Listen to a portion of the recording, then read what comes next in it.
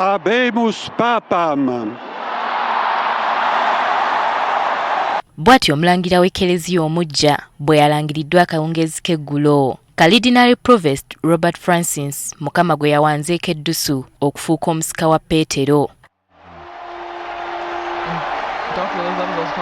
Paapa Prevost Robert Francis oba muyite Paapa Leo XIV yazaalibwa nga 14 omwezi gw'omwenda 1955 mu ssaza lya Chicago mu ggwanga lya Amerika. Ono yazaalibwa omusajja Louis Marius Prevost eyali Omufalansa n'omukyala Mildred Martinez eyali munnansi wa Spain.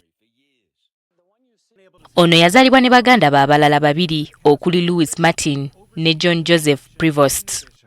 Ebyokusoma yabitandikira ku St. Mary of the Assumption Parish School era mu kibuga Chicago nga gye yava ne yeegatta ku St. Augustine Seminary High School e Michigan mu Holland. Yeeyongerayo ku Villanova University gye yafunira degree mu by'okubala ne ssayansi mu mwaka gwa 1977. Mu mwaka gwe gumu, Prevost yeegatta ku the Order of St. Augustine mu St. Louis mu province ya Our Good Counsel of Chicago. Eno gye yafunira obudyankoni nga 2 ogw'omwenda mu mwaka gwa 1978. Ate mu gw'omunaana nga 29 mu mwaka gwa 1981 yakuba ebirayiro bye ebyasooka ng'omudyankoni.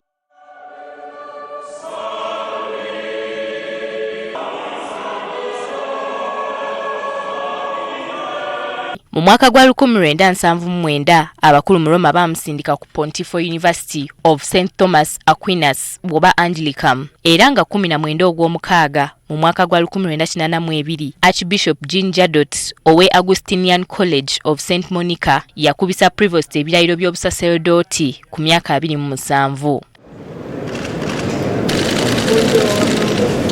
Bw'atyo yasindikibwa Peru gye yakola obuminsani okumala emyaka 2 ng'akolera mu bantu abasinga obwavu mu kibiina kya Augustine omutuukirivu era n'alondebwa okubakulembera mu nsi yonna.